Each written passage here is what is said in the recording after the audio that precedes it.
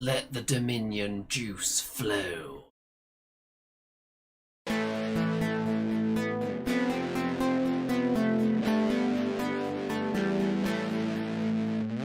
It's the Andy and Remington Steel Show on your screens tonight. It's the Andy and Remington Steel Show for your home delight.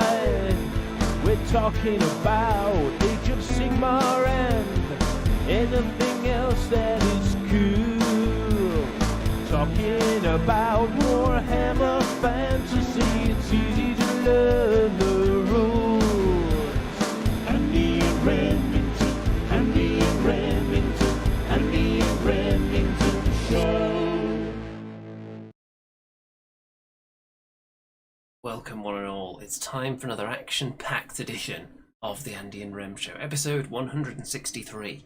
And for those of you who like to play along with the Are Remington's Blinds Open or Closed game, then get your guesses in now, because the answer is about to be revealed any second now.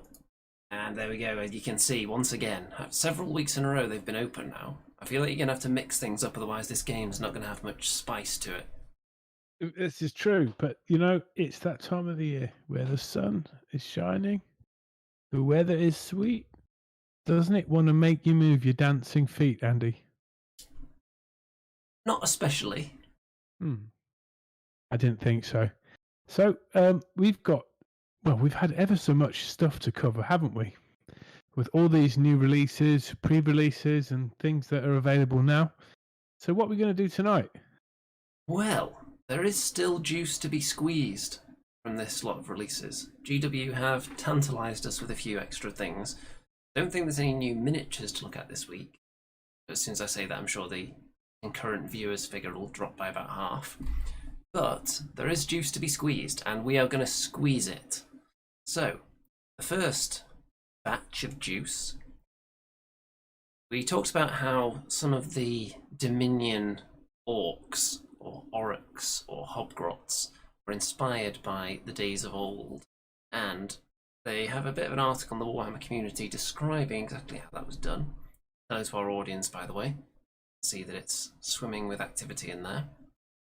And they've even got an interview with somebody on here, which I'm not going to play on the show. But they have some pictures here of the old shield designs from back in the day, which are clearly represented in this kind of new... Yeah, love those. This is John Blanche artwork, obviously. And I don't think his orcs were particularly goofy. Maybe it was the goofiness came from Kevin Goblin Adams's sculpts back in the day. But I love John Blanche's artwork. Yeah. So yeah, I can see where they got those from for sure. Which one do you like best out of those, Andy? Out of these old school designs, I am actually a big fan of the ones with kind of the two teeth sticking up at the sides like that, rather than lots of teeth, just the two big, like, tusk fangs. The rounded ones. I prefer that to the moon. So these two I like a lot. However, you can see that these ones mostly red, not so much yellow. Of course you could paint them in yellow, but the main difference that I would note between these and old miniatures, the shields in particular, when you think of the days when these shield designs were very prevalent on the plastic goblins, for example, the plastic goblin spearmen with their shields with the designs, yeah, they were very clean looking, weren't they? Yeah. Which is obviously very different from this, which is very, very... What's the best word to describe that? It's almost like melted wax. It's not crude exactly, but it does look like it's just been hammered away at in a non-uniform manner. And it doesn't look so pristine as those old single-pose goblin shields did. They had very similar iconography on them. Yeah. These are definitely much more random.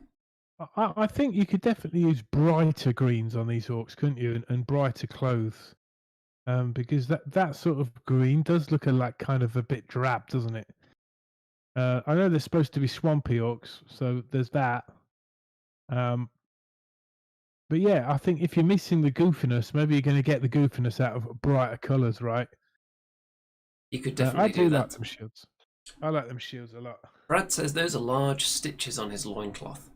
Yes, they are. It looks like someone's done that with just a big staple gun or something, doesn't it? Yeah.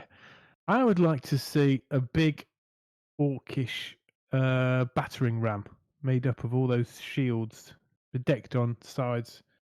It'd look pretty cool as a big model, wouldn't it? Or some kind of protective tank that wasn't steam based. You know what I mean? Some kind of juggernauty thing, but fantasy. Pump wagon. Interesting. How about that? An orc wagon. Yeah, I Maybe. could see that. Something that's pushed along by the orcs rather than by beasts. Shields. Yeah, for sure. Interesting.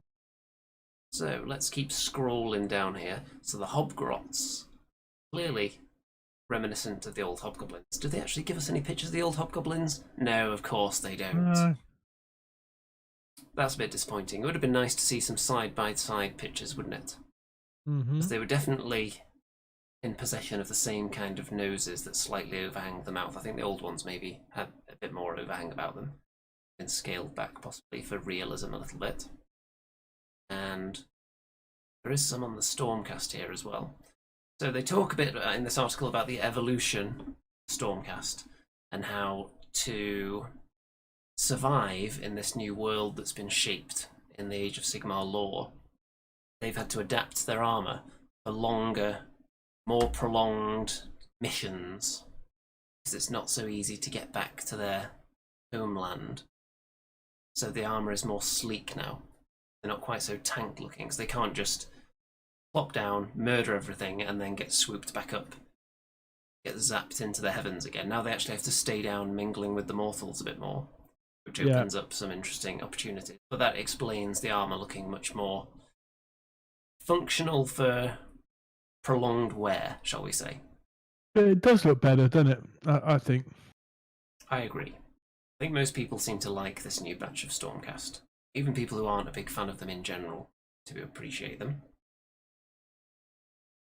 So then they've got some more pictures of the Stormcast, of course, and they describe the armor style. And that's the end of that. So obviously, if you want to read all this yourself in depth, then see it on the Warhammer community page. I mean, it's not incredibly in depth, is it? They could have put some more pictures in there, I suppose. And yeah, there is some stuff in this interview as well. I suppose it's just sort of magazine style, isn't it? And Warhammer community. Yes, it's kind of doing the job that you would get from your old White Dwarf magazine back in the day. Now, there must be so many Stormcast variants now that like more than any other fantasy Age of Sigmar faction ever. Probably more than any Warhammer faction ever. Yeah. For a single race. Can you still get all the Stormcast poses, all the figures they've ever done, like from Games Workshop? As far as I know, yes. Apart from like the limited ones, but I'm pretty sure you can still get the old Liberators from the original box. Yeah, I wonder if they'll ever carry value. You know, will they end up being like sort of Marauder miniatures, Marauder dwarfs? Or you've got a first Age of Sigmar edition Liberator there. Brad says, with the Stormcast, since they have to stay among mortals for a longer period of time, do you think they would have more of a personality than the older Stormcast? And you would think so, wouldn't you, if they're forced to mingle with the mortals and maybe eat at the table with the peasants and the common folk, that they would eventually develop personalities the longer they stay there. So, the fact that they have less helmets now as well on the models can certainly weave a bit more of your own personality into them with the faces. We've mentioned this a couple of times, but I think it's only a matter of time before you're going to get the Dark Stormcast. You're going to get, the Fallen Stormcast. Yeah, it's going to happen, isn't it? Certainly should do. You think so? I don't think it should be Chaos Stormcast or undead Stormcast. I think it should be something different, some new evil force somewhere down the line. So I think Chaos has already been done, and they've already got their own equivalent, really, haven't they, with the Chaos Warriors that are basically the same size.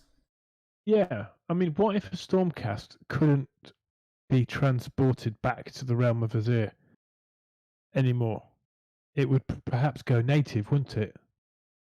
To wherever they were. So you could get Stormcast that become a bit more, foresty or swampy or caveman-like.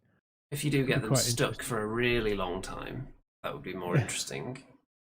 Yeah, they don't necessarily have to be evil, but I think that would be interesting if there was a new malevolent force. Something new and original, not just chaos recycled again, but something else that was able to corrupt the Stormcast. Or maybe they They've got don't get corrupt. maybe They just want to not listen, not do what they're told anymore. They've got the full protection from chaos, but there's some other force lurking that's been previously hidden in the realms and is then unearthed. Something new corrupts Yeah. the Stormcast from within. So instead of just having one lot of Stormcast in a starter box, we get two, but half of them are evil. Or yeah, or you And they could just get have sort of- evil mustaches, and that's it. And their eyebrows curl up at the end. What about mercenary Stormcast? Could that be a thing? Well, if they are leaning towards the idea that they're not being teleported home quite so readily, so it does open itself up for possibilities like that. Shall we have a look at this? Who are the Stormcast Eternals? Stormcast Eternals are created from the souls of fallen soldiers, reforged by the god Sigmar into living weapons. Their faith, the quality of their weapons, and Sigmarite armor, and their ability to return to Azir for reforging upon death, makes them a mighty force in the mortal realms. Yes, so I think we already know who the Stormcast are, don't we? Yeah. So this is interesting. I saw something about this on Facebook. So, allegiance ability, Blaze of Glory. So if a friendly Stormcast Eternals model is slain within 1 inch of an enemy unit, before removing that model, pick one enemy unit within 1 inch of the model, roll the number of dice equal to the wounds characteristic of the model, add 1 to the number of dice if the slain model has Thunderstrike keyword. For each 6, the target suffers 1 mortal wound. So someone proposed that you take a load of the Etherwing birds that are very cheap, and you could have lots of them in your army and like kamikaze them into the enemy. And thought of that. It would be funny to see, because they do have the Stormcast Eternals keyword, and if they gained the Thunderstrike keyword, that would actually make it viable, I think. Other people were on there kind of spoiling the party, saying, actually, that would create a less than optimal amount of mortal wounds being dished out there, I'm afraid. For this rule, which I think's a bit silly, I would be encouraged to just shoot them down from a distance. I don't think that's a really fair rule, to be honest, do you? Well, I'm sure it'll be reflected in the point values of the Stormcast as well. But it does sound fun. It sounds comical when you use it with units that aren't actually that powerful. What else we got? Any more rules? Oh, let's have a look at this. Unit coherency. So is this a rules change here? It sounds like it. So units must be set up and finish every move as a single coherent group. A unit with 2 to 5 models is coherent if each model in the unit is within 1 inch horizontally and 6 inches vertically of at least one other model in the unit. So you can have someone standing up on a tower. The unit with more than 5 models is coherent if each model in the unit is within 1 inch horizontally and 6 inch vertical of at least 2 other models in the unit. Interesting. So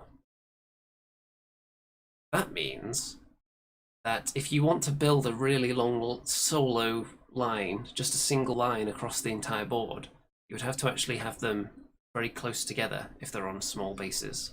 And if they're on big bases, you wouldn't even be able to do that, as far as I can tell here. So if you've got lots of models in the unit, you can't just form a line with them, if I'm reading this correctly. You did see a bit of that kind of shenanigan, didn't you? Yeah, I'd have to see that. I don't know. I don't get it. I'd have to see it. Rank and flank is back, says Brad. Hey, Brad. And Color Out of Space. Hey man, what guitar is that in the background? That is the first good guitar I ever bought. Fender Telecaster Thin Line reissue from 1972. I think I got it in about 2002. I want to say. Yeah, it's like a decent all-rounder guitar. There you are. Hey Graham, Graham's here. So So, why haven't they put any pictures of what this looks like? They probably do, right, in the big rule book. well, they might do, but they could have put a picture of a scene from a tournament game or something where someone had got a unit of 50 orcs, for example, or 50 goblins, and just stretched them all the way across the table. Oh, so it's basically to stop you just sort of clotheslining your models. That's how it appears to read to me. Or conga line, we used to call Yes. it, didn't we? Conga. So you would have to have them more grouped now, since you could do it if you were making them in 2 lines, but you're taking up half as much space there. What's wrong with conga lining your models, or are you? Well, let's talk a bit about conga lines, shall we?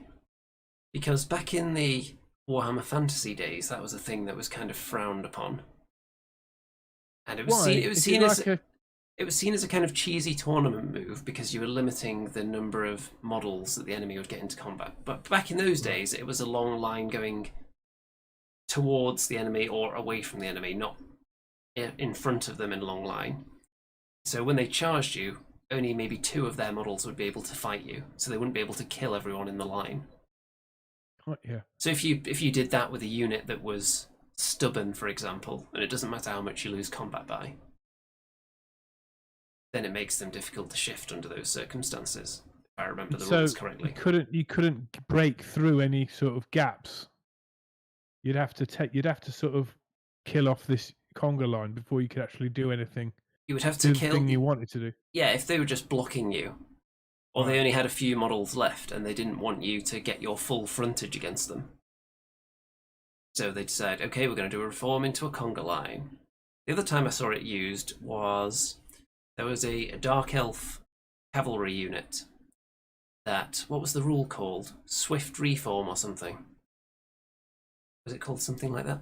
So yeah, they could go into the conga line, move, and then get out of the conga line again. So if you left a tiny gap between 2 of your units, they could like snake their way through and then turn back into a regular unit size on the other side. I remember that happened to me at the only tournament I went to. But in Age of Sigmar, the issue with the line is more to do. You could do it a similar way, so the enemy can't reach as many of your models, so less of them will be in combat. But I think the way that it would frequently be used would just be to form a big blocking, just single line across the table with a really weak unit. Or a unit that's really tough to kill when they're in 50s, just taking up the whole table so you can't get past them. Now, all this was a lot clearer, wasn't it, when you had square bases, because they're just, they're side to side. But it's difficult with sort of skirmishing units when they can have a little gap between them, or with round bases, right, where they don't have to be touching necessarily. Yes. So it sounds like they're doing away with that. So anyone attempting that strategy will have to be in kind of 2 ranks now rather than 1. Yeah. So mitigating the effect of that. I'm sure anyone who's been into the tournament scene lately would tell us if that's been a thing that's happened a lot. And that could be something they're trying to curb. Well, I don't think anyone's been to a tournament, have they? So, it's going to be strange. Do you want to see this spicy bit of news as well? Change in table size. So, a table size of 44 inches by 60 inches is recommended for armies ranging from 1,000 to 2,000 points. So, the battlefield is smaller. Because typically you would have 6 by 4, wouldn't you? So, this is less than that. 44 inches is a little bit less than 4 foot, and 60 inches is 5 foot. Do you think that's a good thing?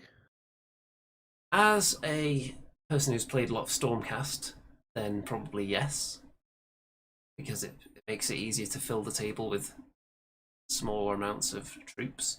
Also, when you tie that together with this rule here, if they just made the table smaller while leaving it as it was, you could easily fill the board just with a line of What would you pick? Goblins. Who else did people take in giant units? Fire Slayers had a lot of rules for that, didn't they? Yeah. Oh god, I've forgotten the names of everyone. Free Guild Swordsman, maybe. I feel like we're actually talking about rules more than we have in about 3 years. Crazy man, crazy. What else So we got? we've got a So war have we got any scroll. new models? New models? No. Well, we've probably seen this guy before, have we? Lord Lord Imperator. Imperator. There's a nice picture of him there with his helmet. Yeah, I think we have seen him because he's the one with kind of the dwarfish-looking armor beard. Your camera's gone off for some reason. It does that from time to time. Well, we can Just to look be at his annoying. war scroll because why not? We're on a rules bonanza here. So let's have a look at some of his special rules, just to get a taste of his spice. So, distinguished leader, Lord. You don't need to read that bit. Once per turn, this unit can issue a command without a command point being spent. Interesting. They did say that command points are going to be thrown around a bit more willy-nilly from now on, and having someone that doesn't even need to use one to issue commands. Interesting. Guided by lightning. Once per turn at the end of your movement phase, if any friendly units with this ability are on the battlefield, you can say that they will guide the arrival of Sigmar's warriors. If you do so, pick one friendly Stormcast Eternal Thunderstrike unit with a wound characteristic of 3 or less that is in reserve. Blah blah blah blah blah. When you use the Scions of the Storm Allegiance ability to set up that unit on the battlefield in that phase, you can set it up more than 7 inches from all enemy units instead of more than 9 inches. So I feel like that could have been described in a lot less words. But it lets you set up units that swoop down from the heavens closer to the enemy. So you can set up closer to the enemy and he can issue commands easily. That's the gist of the Lord Imperator. Here's a question for you, Andy. Brad asks, do most Stormcast foot heroes have 7 wounds? I don't Foot think characters so. have 7 wounds. That does seem like a lot of wounds, actually.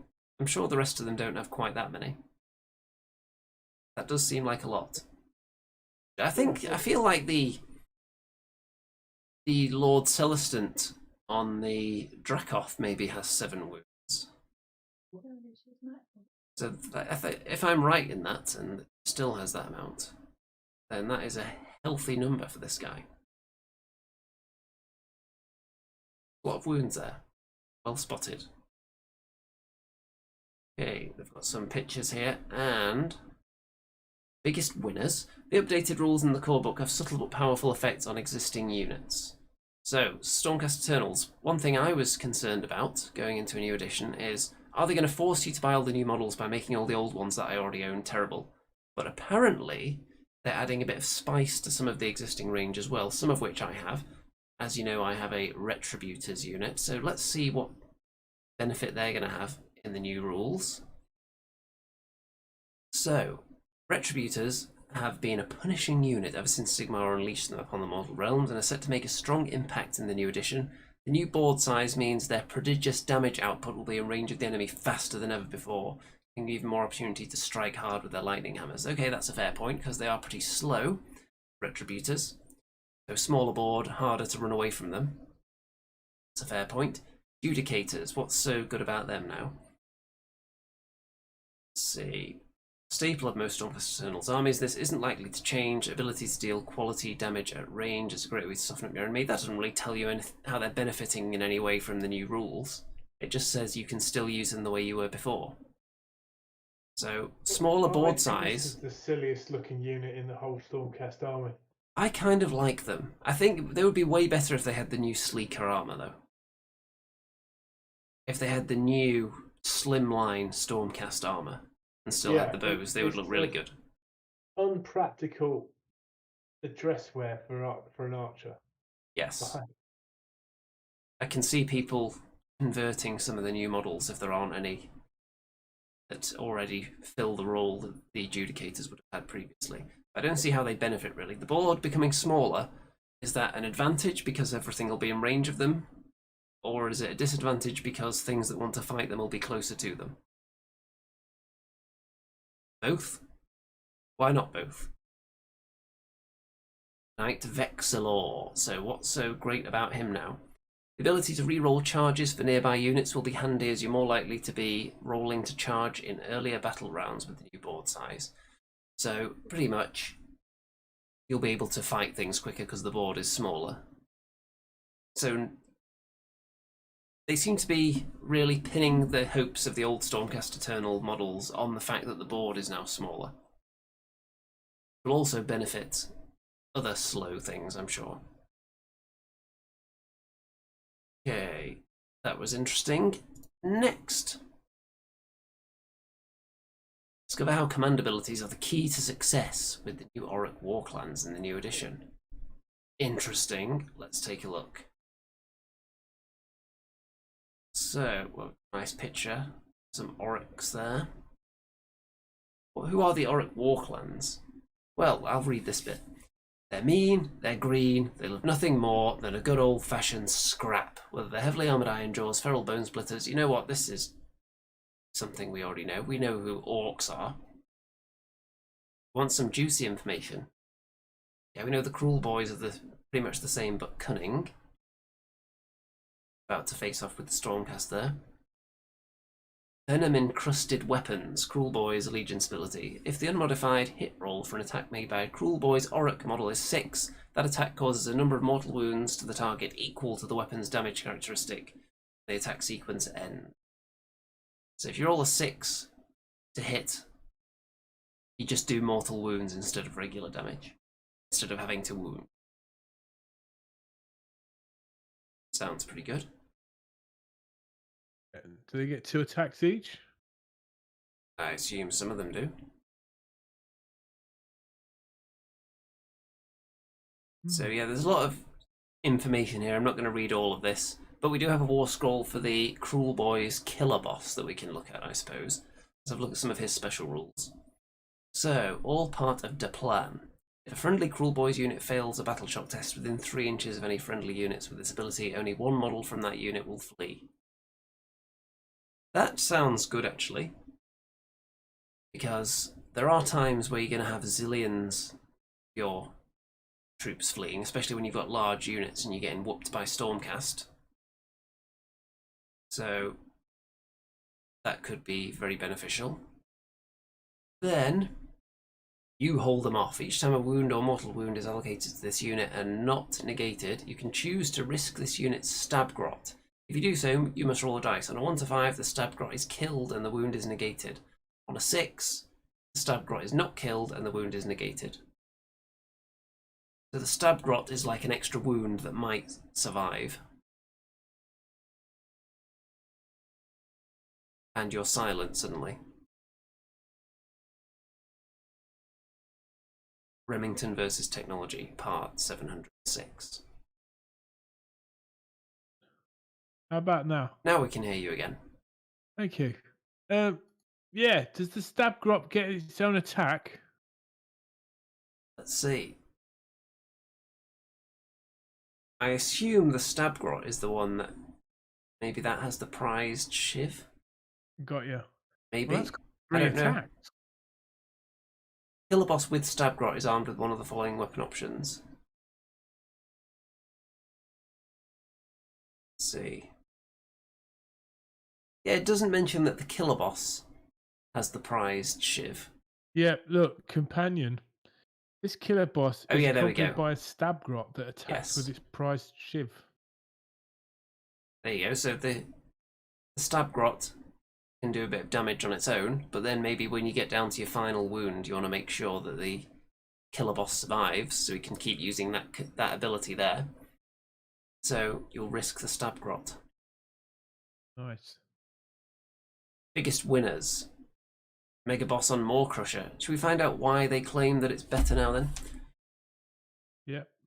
And it looks like all-out defense command ability, and I thought they were heading for the smaller table size again there, because the board is smaller, so it'll be closer to the enemy, but they've actually got a reason this time. All-out defense command ability, what does it do? Lets you protect this key model by further boosting its already formidable survivability. So, yes, you can make a unit tougher to kill, basically. Savage Oryx. Weren't they already good? More monsters means more bonus points to be had for killing them. And the Monster Hunter's Allegiance ability will really come to the fore here. So they think people will take more monsters now. And the Wurgog Prophet. Wurgog Prophet can be enhanced with extra spells to make him even more powerful. Okay. Noted. That's the end of that. What's next? William says all-out defense doesn't sound very orky. That is true, actually. Who's stronger? Wizard in Dominion, Sigmar's Law Seeker, and the Cool Boy's Bog Shaman face off. So just looking at them, who would you say is going to be more powerful out of those two? We're thinking the Orc, who's holding some kind of hideous concoction, pouring it out. Or are we thinking the Stormcast, deep in concentration, ready to unleash some I would holy rather spell? fancy that orc, to be honest. I think he looks much more sort of sneaky with a few handy, evil, poisonous tricks up his sleeve or her sleeve. What do you Maybe. think? I mean, I don't looks know. like I he's think holding a lacrosse racket there the without the net. Stormcaster there looks to be exuding confidence. Does it possibly border on arrogance? But there is confidence in that pose. So I don't know. Let's find out. Style points. The Knight Arcanum wins the style points, apparently. I would agree there. Backstory, tie. Okay, fair enough. Magical potency. The Shaman apparently has better magical potency, which is obviously the most important thing in this duel that they're bringing on us. Now, we can't read through all of this because we'll be here all night. But you get the idea with that. And maybe we'll actually get to use models like this on the table soon. Then we could do some comparisons of our own with an educated opinion. Wouldn't that be wild on this show? It would. Rumour engine. What is that? Looks like a skeleton with candles on it. But is it a decorative skeleton? I think it's going to be like the top of a banner, probably. Don't you think? Top of the banner rather than an actual skeleton fights? Yeah, absolutely. Yeah, it looks like that skeleton that is in dire pain. Which suggests that it's some sort of belongs to some sort of evil kind of race, no? Could be. What does the old W on its head stand for, do you think?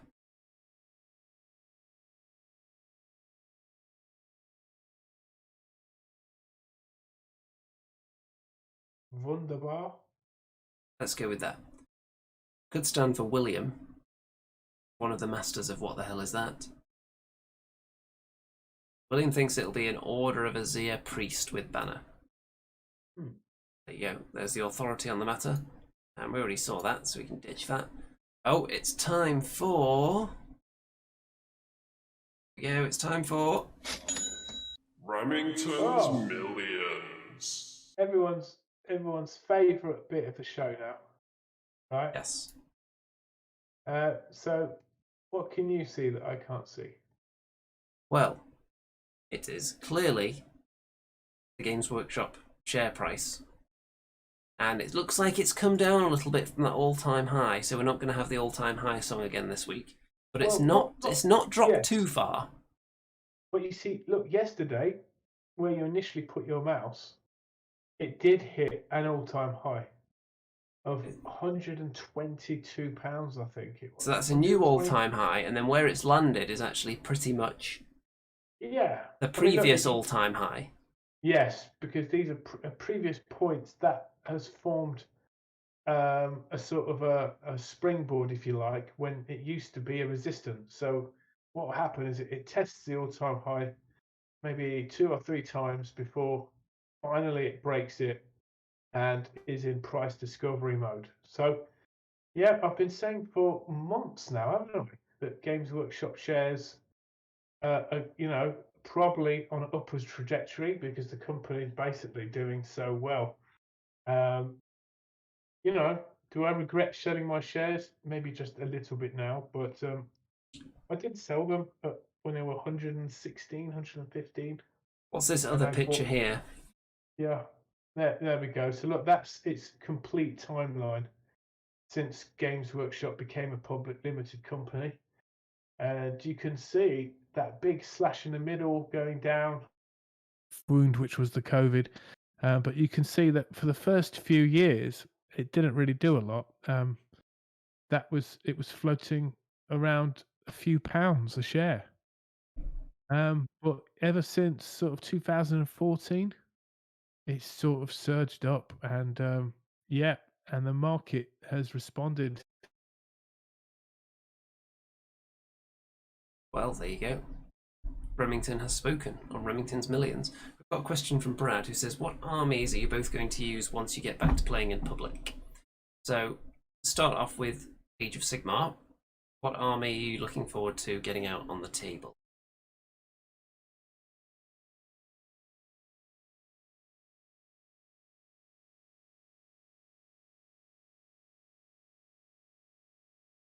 Can't hear you or see you.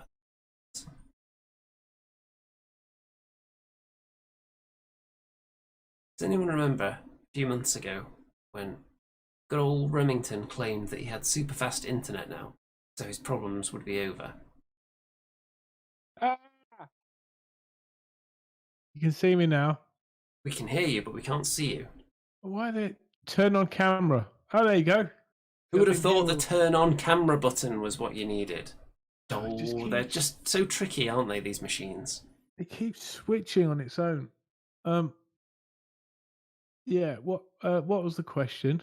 Which army are you looking forward to getting out on the table? Oh wow. Soon? Okay. Well, I've got a humongous Cities of Sigmar army, but I don't have the book for that, so I'd be playing blind, just playing off pure instinct, which is obviously Andy's has found in the past that's been a deadly, potent weapon against his well laid out, well thought out plans that are often, put to ruin by the tactical genius of Remington. So, Cities of Sigmar, I've got a huge Gloom Spike Git army. I've got a decent Daughters of Cain army. I also have Halfling army. Well, we are thinking that your halflings are going to be used to give you some Kings of War sampling, aren't we? Yeah, maybe. Yeah, I mean, when I say my huge Cities of Sigmar army, within that I've got an army of wood elves, an army of dwarves, and an army of humans. So it could have any one of those three in one. But yeah, I did cut back on my armies. I had to let my ogres go, let my beastmen go, let my vampire counts go, I let my dark elves go as well. And now my camera's gone. I don't have quite as much choice when it comes to Age of Sigmar. I've got my Stormcast, of course, which are going to be back out on the table, no doubt. I've got a small Caradron Overlord's force. I've got all the boring infantry done, and I sold all the rest at the time because it was like a big heavy weight on a chain around my neck for hobby motivation, just having it all there staring at me. So I had to get rid of it a few years ago. So maybe I'll jump back into that army again. One thing that I regret not buying actually is the Jacob Bugmanson. He's a bit of a Caradron Overlord, isn't he?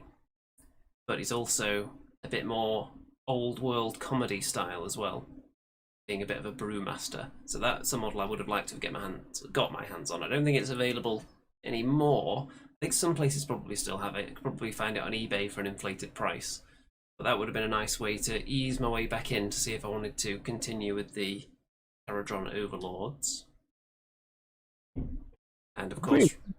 Is Bugmanson no longer there now? I don't see him anywhere. And I don't know if he actually has rules currently either. But it would be nice to own. That's a shame. Good miniature, man. It is. But if I was going to jump back onto the Caradron Overlord bandwagon, then I'll let the community tell me what would be the way to go with that. What would be the first thing to add to just the Arcanauts that I've got? And an Admiral. I've got 1 Admiral and 30 Arcanauts, and that's it. I forgot to mention my Nighthaunt army. I had a huge yeah. Nighthaunt army. I sold that as well, but because I've been collecting Mortal Realms, I've now got a Sigmar army, Sigmarine army, not painted though, and I've now got a new Nighthaunt army, not painted.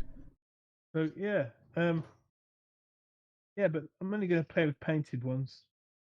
Well, William says, "Get out your goblins, Rem, as it's the age of destruction and era of the beasts." So, are you going to get out your what are they called now? All your goblins? Which faction do they fall under? Gloomspite Gits. So I've got pretty much one of everything in my Gloomspite Gits army. Maybe you'll add, although I'm sure you won't add him because you're protesting the fact that he's not the leader of the Beastmen. But you could add the big new Kragnos. Yeah. I don't think you will because you're really unhappy that he's not a Beastman hero. I am unhappy about that. He's actually £100 as well for that model. Yeah, so less than a Gargant. But by the way, anyone who's wondering why I don't have my nice even lighting today is because I don't want to raise the temperature by even that much because people are melting right now in this country. Yeah, we've had a heat wave, haven't we? We certainly have. Speaking of a wave, what about the wave of success that this Witcher game has been riding on? So it's definitely surpassed both of our predictions now. It's at 4.2 million. Wow. That's incredible, man. Yeah, so I'm going to have a look down and see if any unlocks have happened at all. Because there must be some unlocks for it to keep going to that point. Let's see if they've got pictures of anything that's been unlocked. Must be something new that wasn't there before. Did we have all these monsters before? Yeah, I don't recognise all these monsters because I've not fully played the game. I've only watched the Netflix series. I feel like we saw all of that stuff before. Aha, unlocked stretch goals. Let's see what we've got. Add-ons, mages. Oh. Sting. So what does this mean then? What's an add-on? An add-on will be something you'll pledge for the game for the regular amount, and then if you want all this extra stuff, you would then add that amount to your pledge. And then you'd specify, I want the mage expansion. So let's say you already pledged just for the basic game. Yes. And now all the stretch goals are unlocked. If it's an add-on that has a price on it, you would add that amount to your pledge if you wanted that as well. Oh, right. So then you'd have to go back and order more. Yes. Sometimes some stretch goals just go straight into the base pledge, depending how generous they feel. Interesting. Then Legendary Hunt expansion. Interesting looking characters there. Skellige expansion. Ships, looks like. Mounted Eredin miniature, I think we already saw him. Metal coins, did we already see those? So yeah, they've got some things unlocked there, it looks like. Anyway. What are the coins for? Is that for, do you toss that to the Witcher? You probably could, but it's probably in-game tokens of some kind. Now, we've got some painted miniatures from the Andy and Rem Show community. These are all from the Discord server in the hobby pictures section. So if you're not in the Discord server, you should be in there right now because it's a hotbed of wargaming activity and goodness. So this is from Cedar. And what do you think of this? Looks a bit... I love it. It's certainly got a bit of Remington going on there with the green and kind of the vaguely elvish nature. This is a cool miniature, man. I'm trying to decipher what models it's been made from. It looks like it's floating with the chains weighted around the legs to hold the person down. Very usual. Is that something that's been crafted from pieces? Or is that an actual model you can buy like that? I don't recognise it. Let us know. We could even turn it into an episode of What the Hell Is That with people's conversions, I think, one of these days. This is from Red, and this has also got a bit of Remington, a hint of Remington going on. The kind of thing that you would paint. Your humans. Yeah, this is Ace. This is from Curse City. Very nice. I like the effects on the armor there, these plates. I'm sure zooming in on it that close doesn't do it justice, but these effects here looks much better zoomed out a little bit there. I like that painting technique there. Next, these are from Cedar again, and some dwarves. They look a bit old school. They do, don't they? I like the green hair on that central one. Reminds me of the kind of wildness I would do on some of my dwarves. Yeah, angry gnomes. Angry dwarves, aren't they? Very angry. This is from Red again, and this is a very nice knight of some description. Not sure what this is from. Most of these miniatures that you're seeing here, there are more pictures of them on the Discord server. Often people will post like 10 different angles of the same miniature, so you're only seeing one of them on the show. So if you want the full juice to be squeezed, then you need to be in the Discord server. And finally, this is from Colour Out of Space, and it's a bit 40k, but I'm going to let that pass because Dark Angels, which is obviously my Space Marine chapter, gets in, and it's a classic land speeder. None of this new modern land speeder nonsense. Old school. Very nice indeed. And I think that's all the pictures we've got. So, what shall we leave it on as we move on to some other... Don't want to leave it on him. Let's leave it on this image here of the Cruel Boys as we move into some more segments. So, Mr. Remington, are you with us?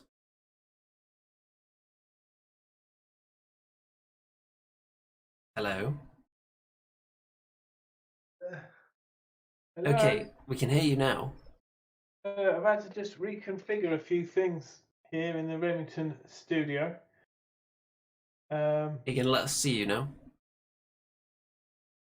That. You're very quiet now.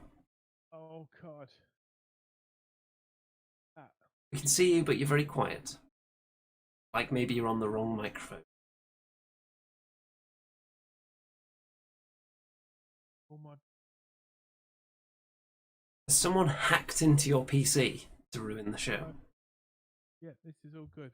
You're hearing me loud and clear, yeah? Clear Loud but and not clear. loud. Loud and clear? Nope, Loud and clear. I'll just turn you up. How's that? Turn me up, Andy. Okay, there Turn you me go. up. Should be Hello. alright now. Cool. Okay, so are you ready to deliver a hot tip to the masses? Have you got a swift, concise tip to deliver? Because you've got the length of time it takes for me to play this sound jingle to come up with one. Here we go. Remington's hot tip. Ooh. There you go. Deliver. Hot tip. Quick, concise, go. Stay focused. Stay focused on the goal. Through all the ups and downs, just stay focused. And it's very important. Don't blow. Don't bend always with the wind this way, that way. Reacting to this and that. Stay focused on your goal. And eventually, look at those Games Workshop share price. Look how it's moved up. Many of you told me I was a bit crazy while it was going down, including you, Andy. But I held firm because my eye was on the prize to stay focused. And my camera then turns off again. Yeah, your camera was not approving of the Remington's hot tip there. So we've got 2 juicy, spicy things to go. In fact, 3, because I'm going to reveal some winners of What the Hell Is That now. So we're going to reveal 3 winners from episodes that were concluded this week. So obviously they stay open, these What the Hell Is That episodes, until somebody gets them. So 3 of them were solved in the last week or so. So we're going to actually have the What the Hell Is That intro here. So I think people enjoy that. If I can actually find it. I think. Here we go. Enjoy this. Then we'll reveal some winners. What the hell is that? What the hell is that? Is it a chaos dwarf or a vampire bear? Oh, what the hell is that? What the hell is that? Oh, what the hell is that? What the hell is that? Only Andy and Remington, Andy and Remy, Andy and Remington know. What the hell is that? What the hell is that? Is it Sigmar speed or Neferata's hat? Oh, what the hell is that? Oh, what the hell is that? Is it a mangled squig or a sorcerer's rat? Only Andy and Remington, Andy and Remy, Andy and Remington know.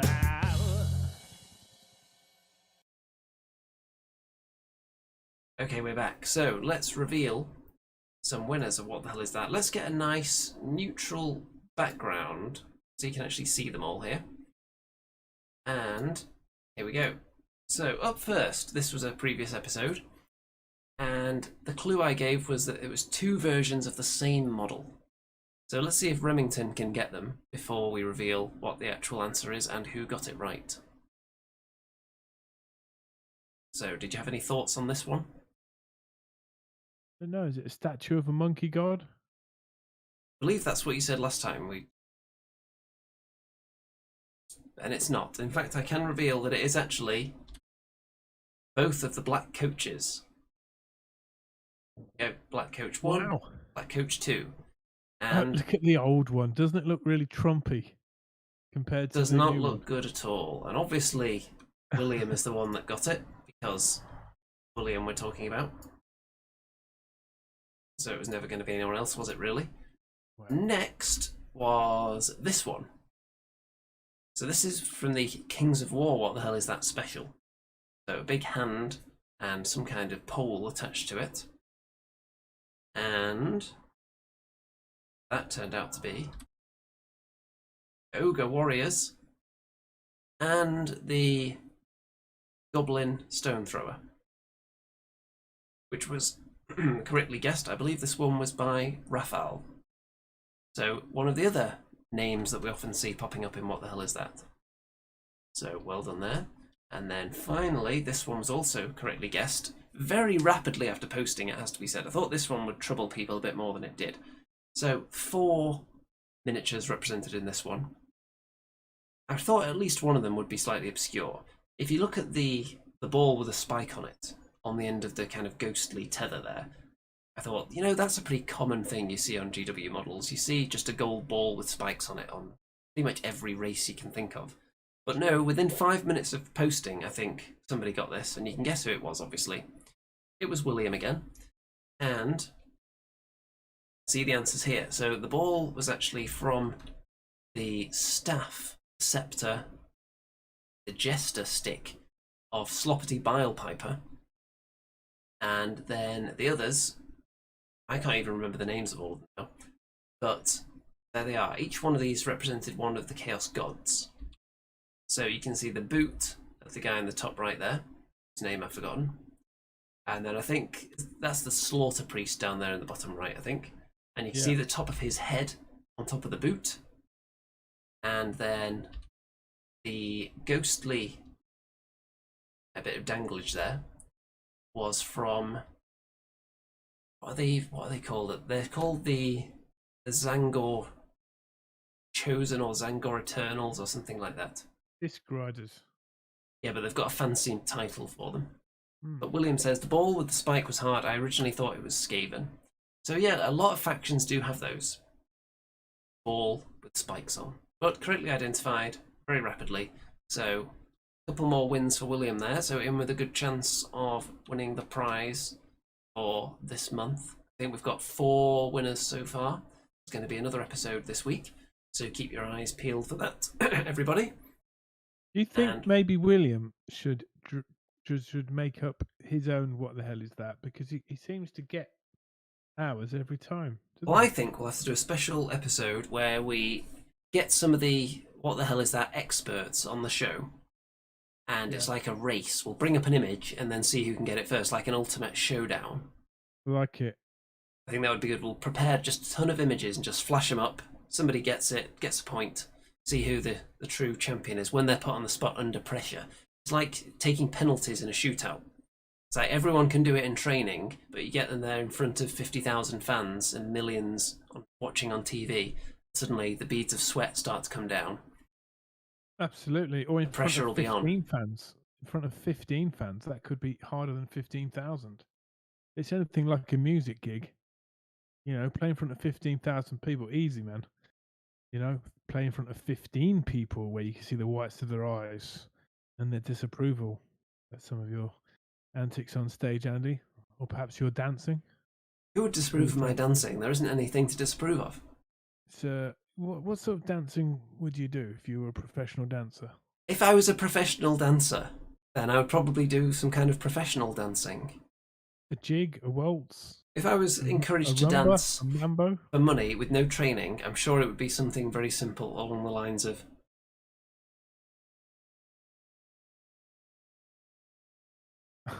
and that would count as dancing. That's dad dancing, Andy. I think we should train you in court dancing, medieval court dancing. I think that'd look good. Do you think? Not sure about that one. I might buy you a voucher for dance lessons.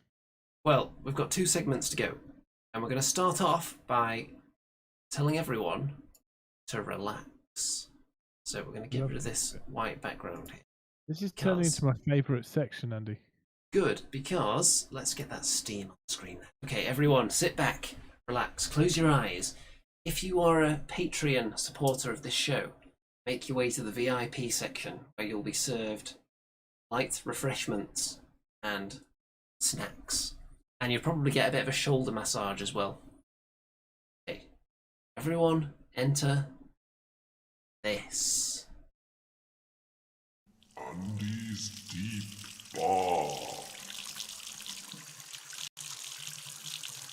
It's time for the deep bath. Everyone seated. Peasants in the peasant section where you're slightly too cramped, not much social distancing going on, so you'll have to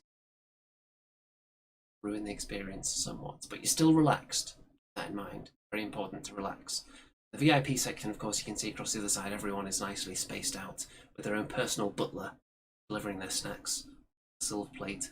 Looks extra hot and bubbly over on that side as well. Obviously, fresh Patreon supporter that we gained the last week is now seated in the middle of that section, as the new supporters do get the 1 week to enjoy the luxury of being the centre of attention. So, sit back, close your eyes, and relax. As you enter the deep, deep state of relaxation, thoughts to your mind suddenly open to the power of suggestion, financial suggestion. Want to be in that section. Not being in the VIP section gives you physical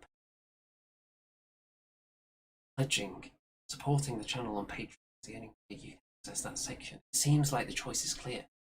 Pledge your life savings away to the end of the show to ease that suffering of the soul. But while you're at it, you also want to follow Andy2B6 on Twitter and Instagram. You want to join the Discord server. You want to join the Facebook group. All these things. Feeling particularly generous, maybe you also want to subscribe to Remington Steel on YouTube. Or once every 6 years bit of juicy content. That, once you've pledged away your life savings to this show, you feel like relaxation has run its course, and it's time for everyone to get out of the bath because the steam has dispersed there. Everybody out. There we go. Mr. Remington, you seem to have muted yourself and your camera is 2 rotating cubes. What have you done? He's so relaxed he's probably fallen asleep with his face on the keyboard. That activated all kinds of weird commands on it. It's my Windows privacy settings, I believe. I've just been looking it up while you were having your relaxing bath. I was actually doing some research. Well, have you fixed it now? I'm working on that. Because we can't do the Forest of Rem if you're going to be cutting out constantly. We need your input. Well, give me a sec. Let's give him a sec, and you know what? If you really want to get into the cold bathwater again, everybody, it won't be too relaxing, but if you want to spend a bit more time in there, the VIP section's still pretty warm, so if you get over to Patreon and support the channel quick, you can probably get a bit of that residual warmth that's still lingering. But, oh yeah, I didn't actually tell you who you saw in the VIP section because you were so relaxed you didn't notice the first time, but since you're walking past that section now while we wait for Remington, we'll see the following people still enjoying the warmth in the VIP section. We'll see Cedar, Ushi, John, Ian. What's this, a new face? Simon. Let's see, Nippleless, Eric, Brad, Barbara, and Guy. All of them around the edge of the VIP section. But what's that? There's an empty seat. It could be yours. So, yes, as we wait for Remington to not be just solid green, it's a worrying sign. So hopefully he does turn up because we've got the next red hot sizzling edition of Forest of Rem coming up very shortly. So it would be a shame we had to postpone that until next week. Oh. That doesn't sound good. That's not the noise you want to hear. I hate Windows 10, man. I hate Windows 10. Is it possible for us to do the Forest of Rem in your current technologically impaired state? Maybe. Can you hear me okay? Yes, I can. And you can speak, it sounds like. Yes, I can. So you may have to just do it cameraless and people can stare at that beautiful green. Okay. Very well. So I'll bring up the Forest of Rem logo, which is available on merchandise in the Redbubble shop at the moment. Let's see. Go. So, last time out on the Forest of Rem, Remlad, who had been chased from his homeland, where he was an evil worshipper of Remington the Everchosen. He was forced out by a Stormcast invasion, went through a realm gate, ended up in the realm of beasts. Been on a couple of adventures, tamed and brought into the fold a couple of really dangerous creatures. He's riding a wyvern, he's got no hands. He just recruited a mega gargant, a kraken eater, last time out. And they were stomping their way back to find a couple of crones who had promised to direct Remlad to the realm gates if he brought them back some chickens, which he has acquired the live chickens. They're in the pants of the Mega Gargant right now, so if they're not all dead from the stench, then he should be plain sailing from here on out, you would think. He's got these two wild, monstrous beasts on his side. So, Remington, as you approach, riding on the back of your wyvern, the Mega Gargant stomping below, with a visible path where the trees have just been crumpled underfoot. You make your way towards the hut, which has just appeared on the horizon now. The hut, which poor Jimothy was slain after you sent him to his death to investigate the inside of the hut by the two murderous crones, who then offered you assistance. So maybe they're not all bad. So as you approach, you're going to have to go in and try and make a landing, which we know doesn't always go well for you. So would you like to roll a dice to find out how this landing goes? And is there any particular technique you want to employ for your landing? I think just 2 feet on the ground with a forward roll. So you're going to jump off the wyvern? Is that what you're saying? Yeah. Why do I need to jump off? Because you're riding on its back as it's flying. I see. So, okay, you've committed now. You're going to jump off the wyvern. So let's roll the dice. Okay, I'm going to roll the dice. I'm going to roll. Into addition. Roll dice. Remington. It's a 4. That's not bad, actually. If you'd rolled a 1, you would have broken both of your legs, just for the record. So a 4, that's not bad at all. So you don't manage to pull off the forward roll. It's quite a drop, but you do land without breaking anything. It's not the most graceful of landings. You've got your face in the dirt a bit, but nothing is broken. I'll take. And you're very quiet, by the way, so I've had to turn you right up. Is there anything you can do about that?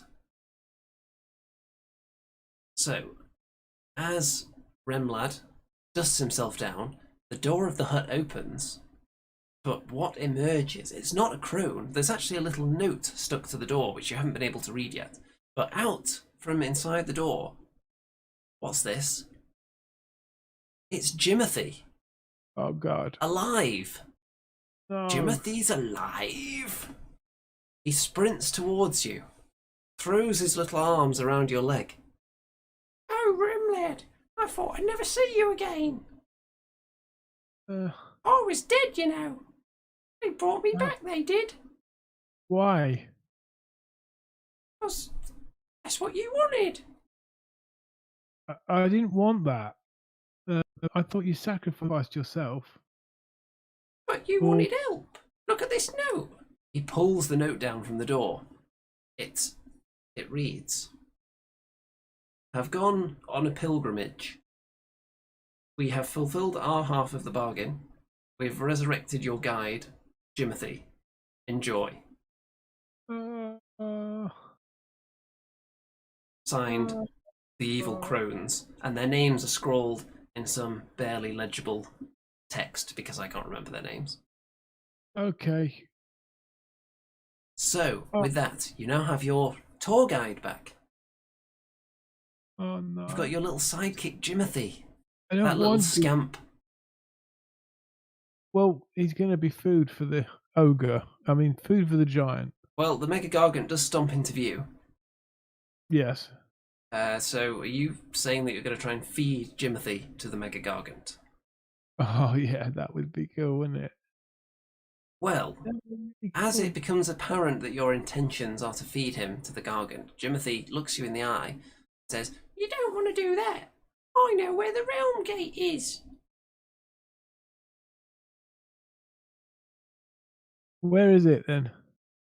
I'll tell you, but I'm not just going to give it away like that. You'll have him eat me, you will. What do you want in return? I'll lead you there. I want to be on your adventure, Remlad. And that's all? Yeah. Oh, You're going to accept Jimothy back into your party yes. now that he's been But resurrected. if he messes up just once, he's going to get eaten alive. Okay, very well. And with that, climb onto the back of the wyvern with Jimothy, who apparently has been given instructions on where to find the Realm Gate. And you take off into the skies. Jimothy points into the distance, and you can just make out a faint shape just way beyond a large forest.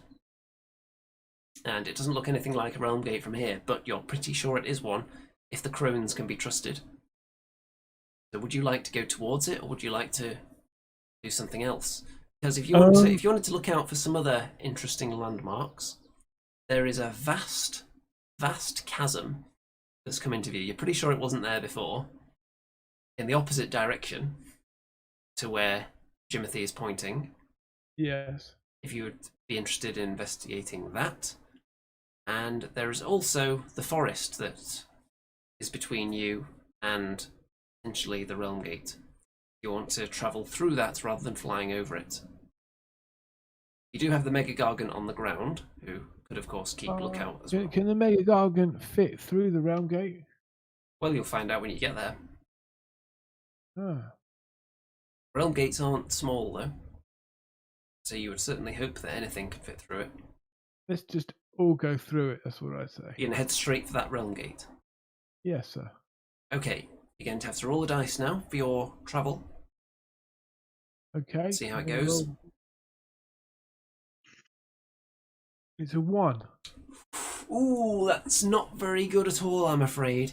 As the wyvern swoops above the trees higher and higher, perhaps too high, storm clouds gather, and a lightning bolt crackles down and temporarily stuns the wyvern.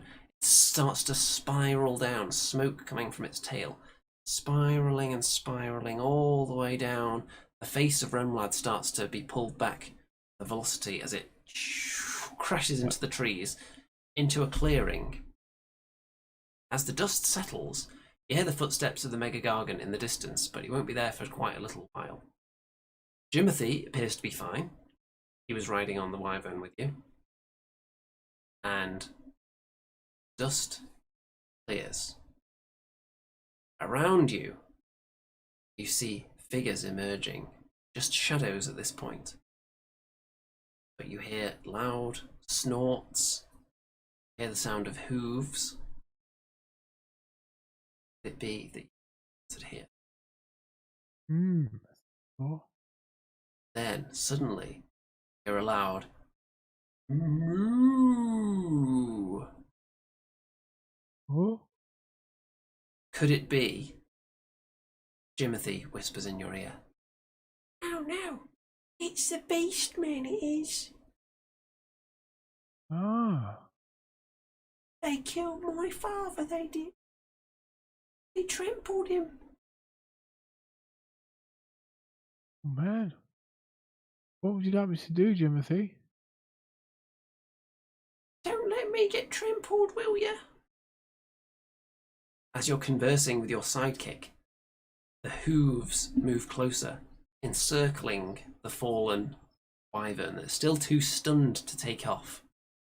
You start to see the reds of their eyes. They get closer. No longer shadows. You can now make out their hideous, furry faces.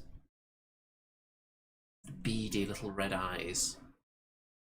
Axes and hatchets held high. Okay, time for. They look like they could negotiate with them. You can certainly try. Well, we don't need the chickens anymore, do we? Well, the Mega Gargant is carrying some chickens. Right, let's throw The the Mega chicken. Gargant isn't here yet, though. He's still trampling through the forest towards you. Ah, well. So maybe if you can distract them for a while or hold them off from attacking. Surely the wyvern. Wyvern's stunned. There'll be no match for the wyvern. Okay, I'm going to tell Jimothy that I will cast a magic spell on him, so he turns into a gargant, and that he should run towards them, screaming and shouting with a battle cry, and it would be they will think he's a giant because I'm going to give him a special spell as he's running towards them. So are you trying to sacrifice Jimothy again? Okay, roll the dice. Here we go. Timothy is a 5. That's pretty good, actually. So, very convincing.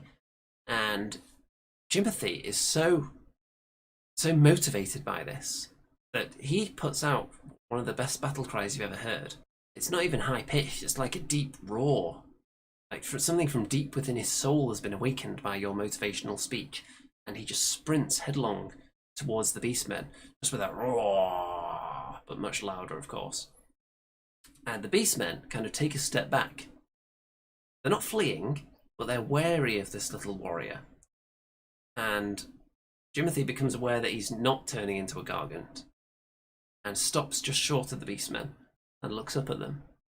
And a particularly large Vestigor peers down.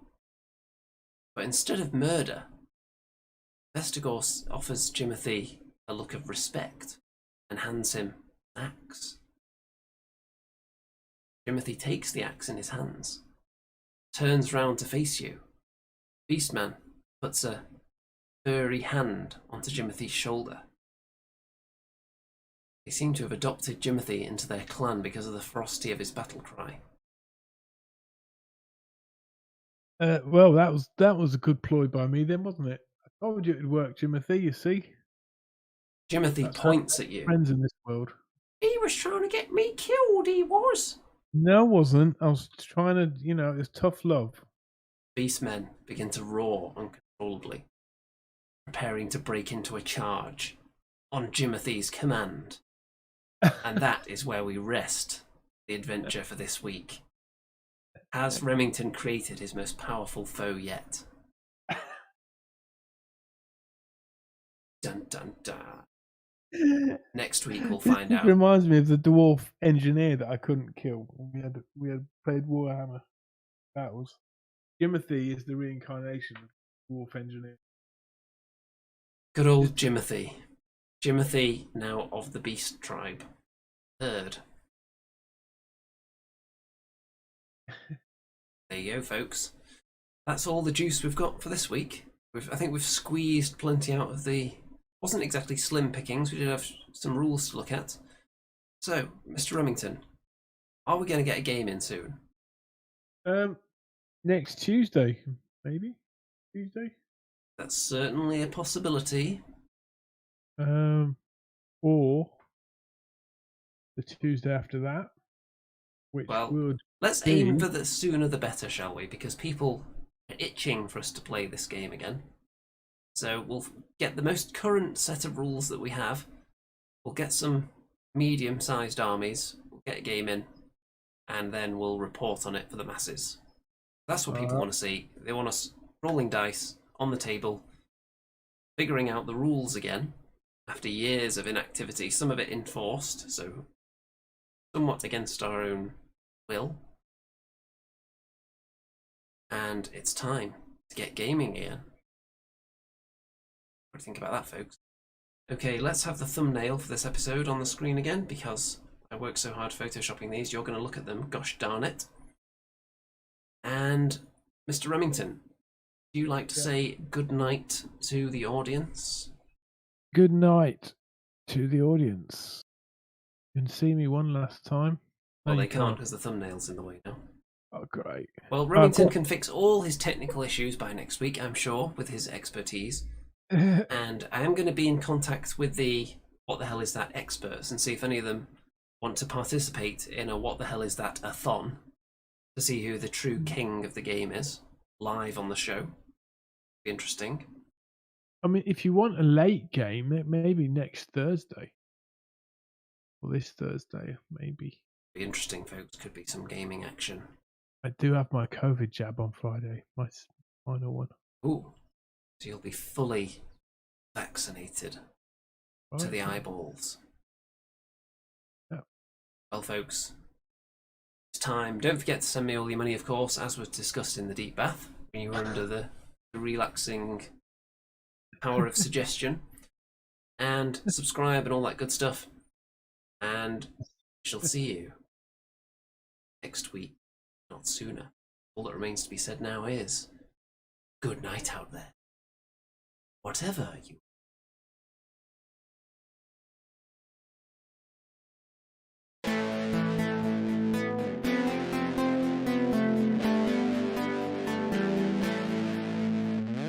It's the Andy and Remington Steel Show on your screens tonight. It's the Andy and Remington Steel Show for your home delight. We're talking about Age of Sigmar and anything else that is cool. Talking about Warhammer Fantasy, it's easy to learn.